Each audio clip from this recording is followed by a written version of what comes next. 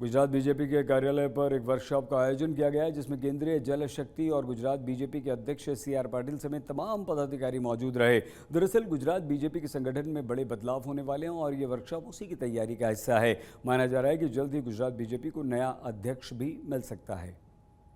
पूरे देश में भाजपा का संगठन पर्व चल रहा है और गुजरात में भी संगठन पर्व की जो कामगिरी है वो पूरजोश में चल रही है। ये प्रक्रिया कैसे होगी और किस तरह से होगी, हमारे साथ जो संगठन पर्व के चुनाव इंचार्ज हैं उनसे बात करते हैं। उदय भाई, ये पूरी प्रक्रिया है, बूथ तक की प्रक्रिया हो चुकी है, अब आज कार्यशाला मिली थी, क्या सूचनाएं दी गई राष्ट्रीय नेतृत्व की ओर से और क्या अब किस तरह चुनावी प्रक्रिया होगी, संगठन की जो प्रक्रिया है किस तरह आगे चलेगी?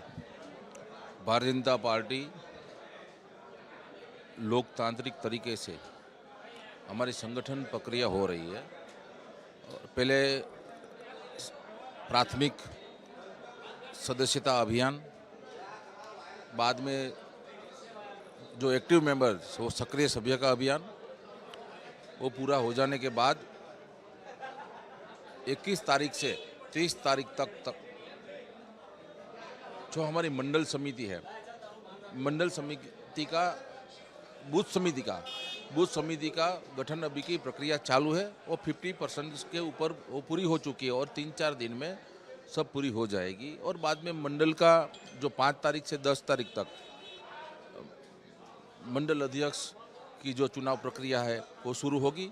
वो 15 तारीख तक वो चले और 15 से 30 तक जो जिला का संगठन, महानगर जिला का जो संगठन है उसकी प्रक्रिया होगी। और जो हमारा जो पार्टी को केंद्रीय नेतृत्व ने जो गाइडलाइंस दिए वो गाइडलाइंस के हिसाब से सब प्रक्रिया पूरी होगी।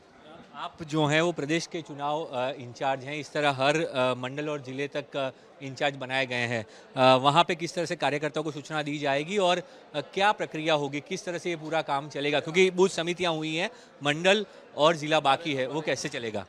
जैसे मैं आपको कहूँ कि बूथ समिति का गठन के लिए पहले हमारे वर्कशॉप हुए, वो प्रदेश का वर्कशॉप हुआ, बाद में सभी जिले और महानगर में वर्कशॉप हुआ और 500 जो 80 मंडल है उसमें वर्कशॉप हुआ।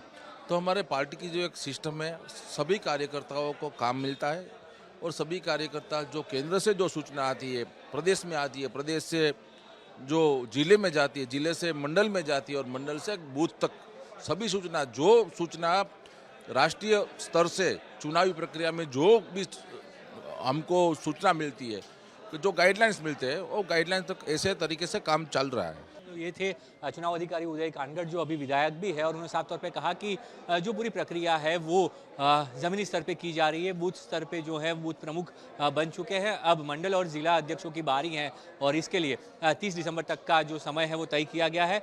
उसके बाद गुजरात को नया प्रदेश अध्यक्ष भी मिलेगा। माना जा रहा है कि 14 जनवरी के बाद गुजरात को नए प्रदेश अध्यक्ष मिल सकते हैं। अब देखना ही होगा कि गुजरात का नया प्रदेश अध्यक्ष CR पाटिल के बाद कौन बनेगा, उसके ऊपर कई नामों की चर्चा हो रही है। पर अभी बीजेपी जो है अपने संगठन की तैयारियां कर रही है और संगठन पर्व में सभी नए कार्यकर्ताओं को मौका मिले, युवा कार्यकर्ता आए और पार्टी को आगे बढ़ाए, वो रणनीति के साथ दिशा निर्देश दिए गए हैं। गांधीनगर से कैमरामैन साजिद आलम के साथ ब्रिजेश जोशी, आज तक। अहमदाबाद के खयाती हॉस्पिटल में हुए घोटाले और 2 लोगों की मौत का मामले में पुलिस का एक्शन तेज हो गया। पुलिस ने इस मामले में 5 और आरोपियों को गिरफ्तार किया, जिनसे पूछताछ के बाद कई बड़े खुलासे हुए।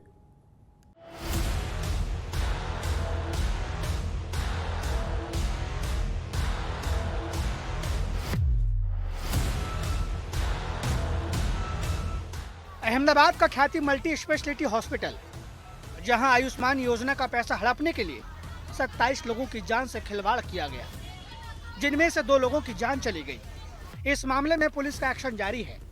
अहमदाबाद क्राइम ब्रांच की टीम ने डॉक्टर प्रशांत बजीरानी के बाद अब अस्पताल के CEO और मार्केटिंग मैनेजर समेत 5 आरोपियों को गिरफ्तार किया है। क्राइम ब्रांच ने एक आरोपी को उदयपुर और बाकी 4 आरोपियों को खेड़ा जिले के फार्म हाउस से गिरफ्तार किया है। कल टोटल 8 टीम अलग अलग दिशा में रेड की। आज अर्ली मॉर्निंग में एक आरोपी राहुल जैन राजस्थान उदयपुर से मिला और बाकी जो 4 आरोपी हैं वो खेड़ा का जो कप्पड़वंश तालुका है उसका उकरेडी मुवाड़ा का गांव का नाम है, उसमें एक ये जो राजपूत है चिराग राजपूत, उसका दोस्त प्रतीक कांतिलाल पटेल का फार्म हाउस में ये लोग छुपे हुए थे। टोटल कल से और पहले एक मिला के टोटल 6 आरोपी क्राइम ब्रांच ने पकड़े हैं। आरोपियों से पूछताछ में एक और चौंकाने वाला खुलासा हुआ है। ख्याति अस्पताल की 70% कमाई सरकारी योजना से होती थी। सरकारी योजनाओं के माध्यम से ख्याति अस्पताल ने सिर्फ 9 महीने में 11 करोड़ रुपए कमा लिए। इसके मुख्य सूत्रधार पुलिस की गिरफ्त में खड़े यही आरोपी हैं। सवाल ये भी है कि इन्हें आयुष्मान योजना का अप्रूवल और क्लेम तुरंत कैसे मिल जाता था। अब आयुष्मान योजना के कर्मचारियों की भी जांच होगी।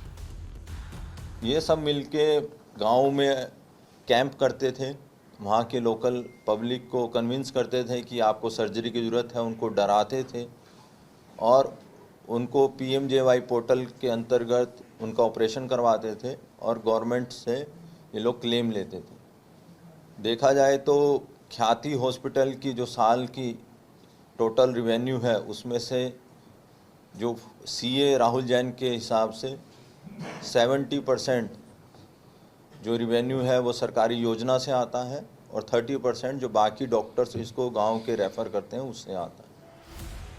ख्याति अस्पताल में सरकारी योजनाओं का पैसा पाने के लिए लोगों की जान से खिलवाड़ का ये गौरा धंधा कब से चल रहा था और इसमें कितने लोगों की जान चली गई, पुलिस इसका हिसाब किताब भी खंगाल रही है।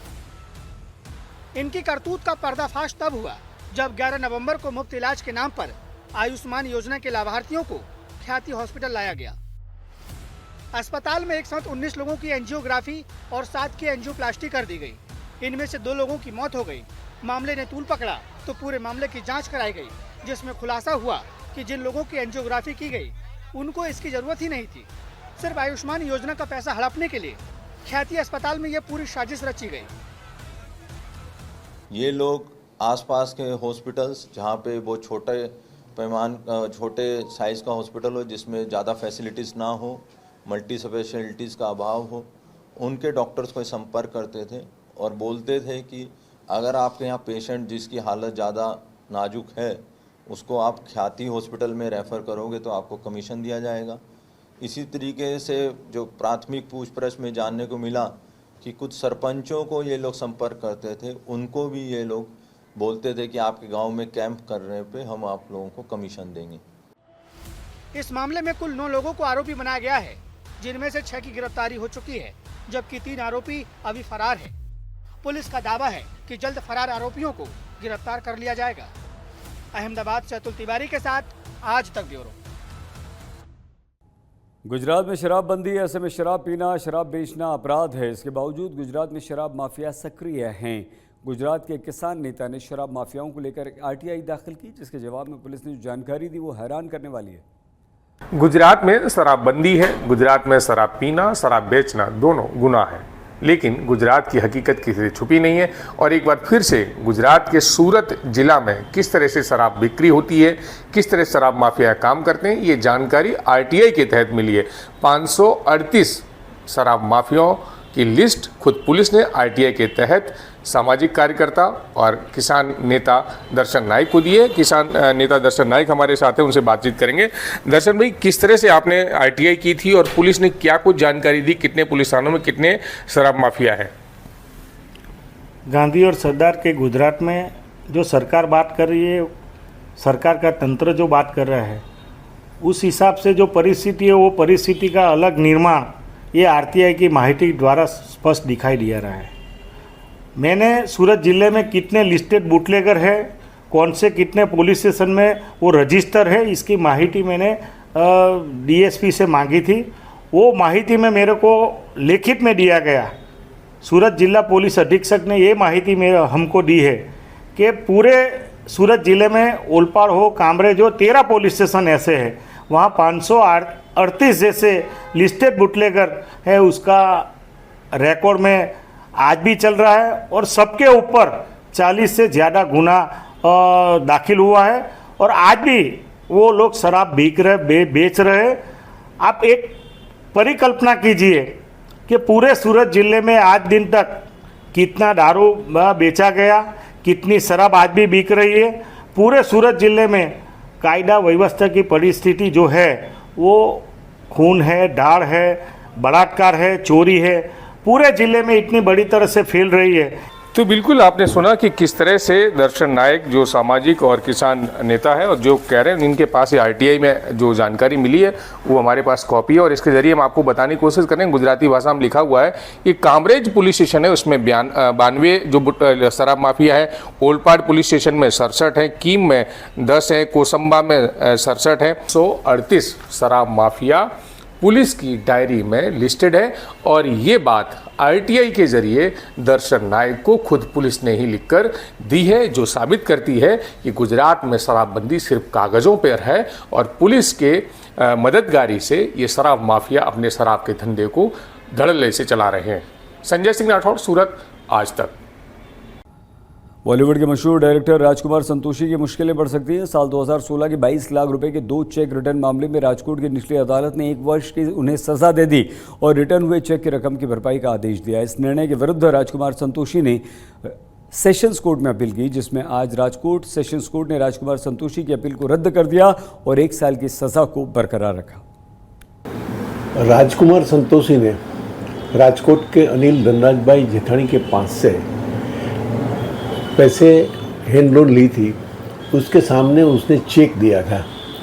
वो चेक अनिल भाई ने बैंक में प्रेजेंट करते उसका भुगतान नहीं हो पाए थे, यानी कि चेक इनसफिशिएंट बैलेंस के कारण वापस आ गए थे। उसके बाद चेक वापस आने के बाद नोटिस भेजी गई थी और अनिल भाई ने राजकोट की क्रिमिनल कोर्ट में राजकुमार संतोषी के सामने दोनों अलग अलग फरियाद की थी। ये दोनों अलग अलग है।